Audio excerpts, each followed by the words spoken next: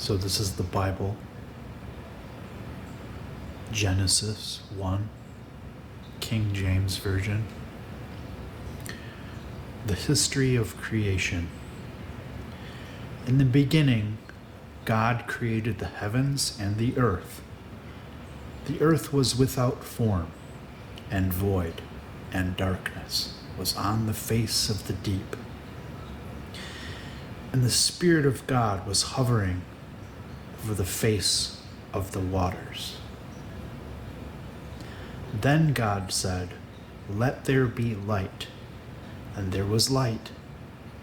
And God saw the light, that it was good. And God divided the light from the darkness. God called the light day, and the darkness he called night. So the evening and the morning were the first day. Then God said, "Let there be a firmament in the midst of the waters, and let it divide the waters from the waters." Thus God made the firmament and divided the waters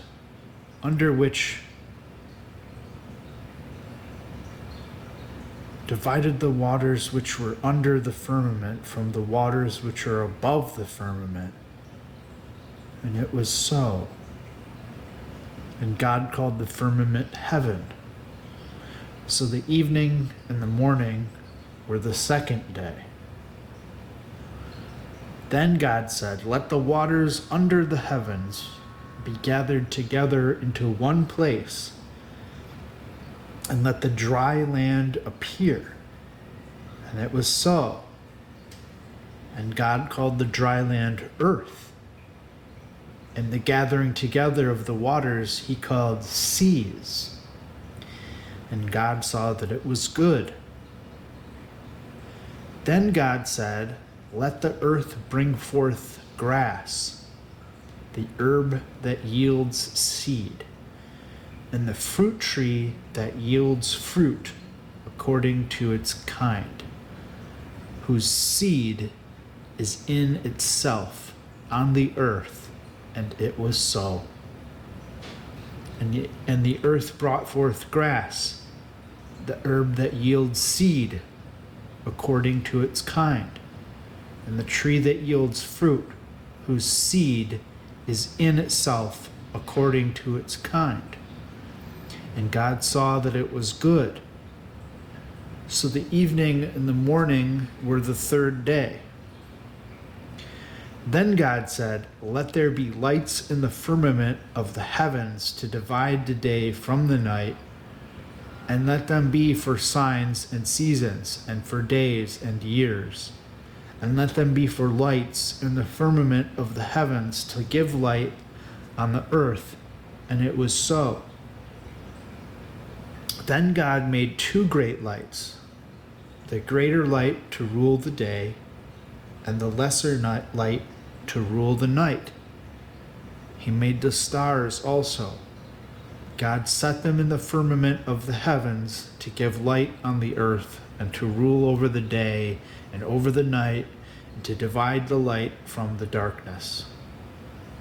And God saw that it was good. So the evening and the morning were the fourth day.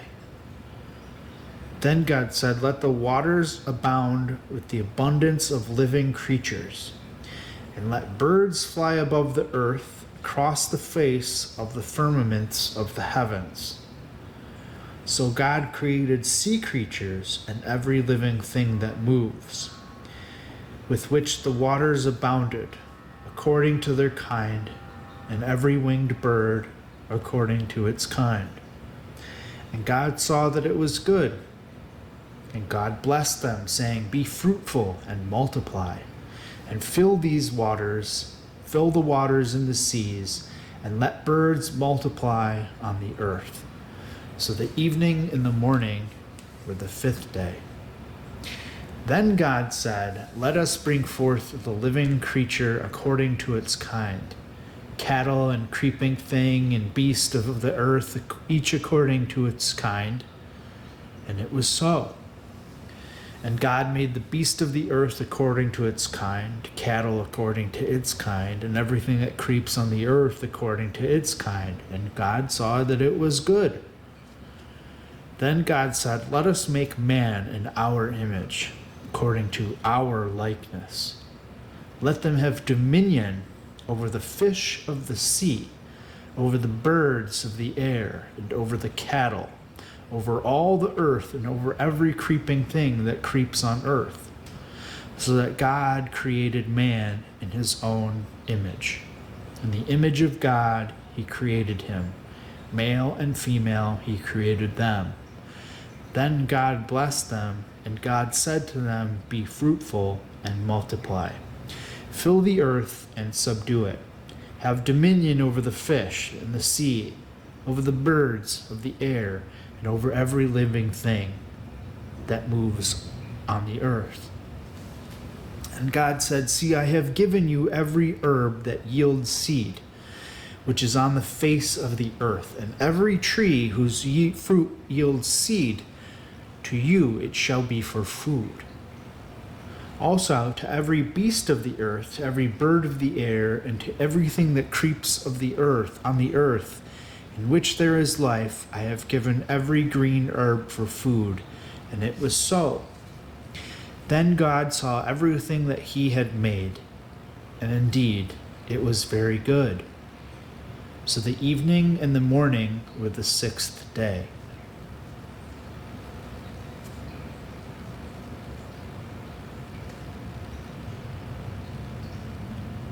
Genesis 2. The Garden of Eden. Thus the heavens and the earth, and all the host of them, were finished. And on the seventh day God ended his work which he had done, and he rested on the seventh day from all his work which he had done. Then God blessed the seventh day and sanctified it, because in it he rested from all his work which God had created and made. This is the history of the heavens and the earth when they were created, in the day that the Lord God made the earth and the heavens, before any plant of the field was in the earth, and before any herb of the field had grown. For the Lord God had not caused it to rain on the earth. Then there was no man to till the ground, but a mist went up from the earth and watered the whole face of the ground. And the Lord God formed man of the dust on the ground, and breathed into his nostrils the breath of life, and man became a living being. Life in God's garden. The Lord God planted a garden eastward in Eden, and then he put the man whom he had formed. And out of the ground the Lord God made every tree grow that is pleasant to the sight and good for food. The tree of life was also in the midst of the garden, and the tree of the knowledge of good and evil. Now a river went out of Eden to water the garden, and from there it parted and became 4 riverheads. The name of the first is Pison. It is the one which skirts the whole land of Havilah, where there is gold. And the gold of that land is good. Bdellium, the onyx stone are there. The name of the second river is Gihon. It is the one which goes around the world, land of Cush. The name of the third river is Hiddekel. It is the one which goes toward the east of Assyria. The fourth river is the Euphrates. Then Lord God took the man and put him in the Garden of Eden to tend and keep it. And the Lord God commanded the man, saying, "Of every tree in the garden you may freely eat, but of the tree of the knowledge of good and evil you shall not eat. For in that day that you eat of it, you shall surely die." And the Lord God said, "It is not good that man should be alone. I will make him a helper comparable to him." Out of the ground, Lord God formed every beast of the field and every bird of the air, and brought them to Adam to see what he would call them. And whatever Adam called each living creature, that was its name. So Adam gave names to all cattle, to the birds of the air, and to every beast of the field. But for Adam there was not found a helper comparable to him.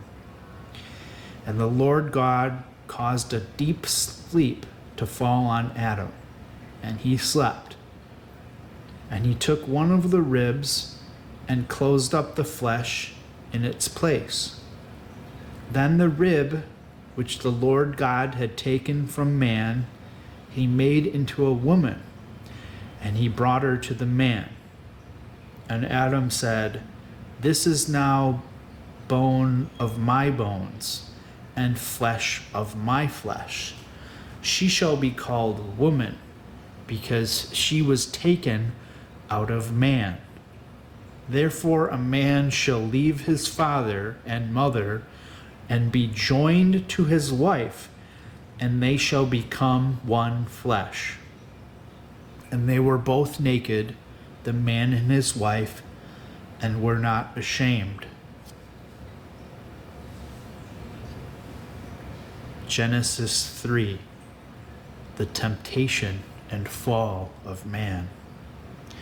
Now the serpent was more cunning than any beast in the field which the Lord God had made. And he said to the woman, "Has God indeed said, 'You shall not eat of every tree of the garden'?" And the woman said to the serpent, "We may eat the fruit of the trees of the garden, but of the fruit of the tree which is in the midst of the garden, God has said, 'You shall not eat it, nor shall you touch it, lest you die.' Then the serpent said to the woman, 'You will not surely die, for God knows that in that day you eat of it, your eyes will be opened, and you will be like God, knowing good and evil.' So when the woman saw that the tree was good for food, that it was pleasant to the eyes, and a tree desirable to make one wise, she took of its fruit and ate. She also gave to her husband with her, and he ate. Then the eyes of both of them were opened, and they knew that they were naked, and they sewed fig leaves together and made themselves coverings. And they heard the sound of the Lord God walking in the garden in the cool of the day, and Adam and his wife hid themselves from the presence of the Lord God among the trees of the garden.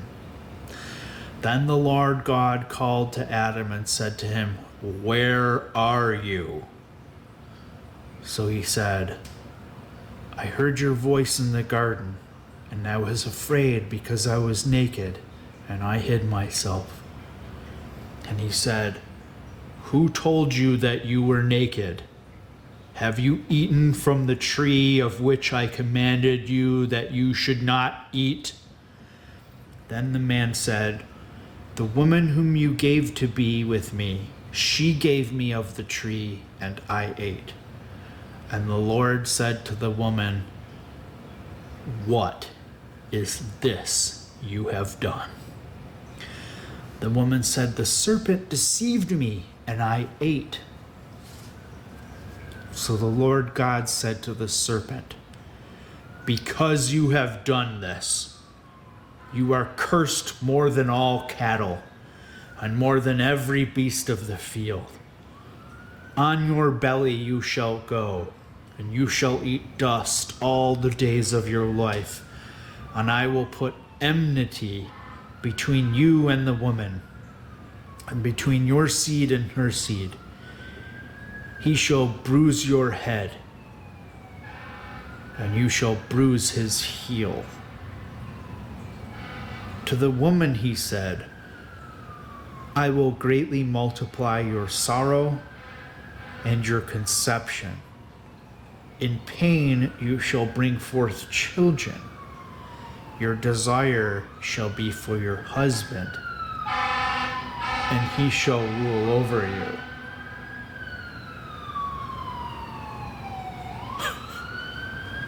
Okay. I don't know if you heard that siren. That was interesting timing. Then to Adam he said, because you have heeded the voice of your wife, and you have eaten from the tree of which I commanded you, saying, you shall not eat of it. Cursed is the ground of your sake. In toil you shall eat of it all the days of your life. But thorns and thistles it shall bring forth for you, and you shall eat the herb of the field. In the sweat of your face you shall eat bread, till you return to the ground, for out of it you were taken, for dust you are, and to dust you shall return. And Adam called his wife's name Eve, because she was the mother of all living. Also for Adam and his wife the Lord God made tunics of skin and clothed them. I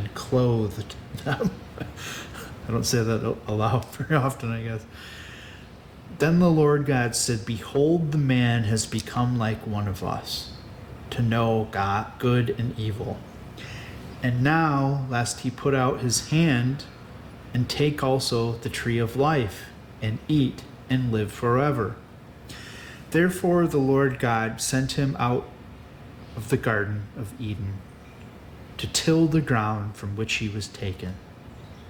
So he drove out the man, and he placed cherubim at the east of the Garden of Eden, and a flaming sword which turned every way to guard the way to the tree of life.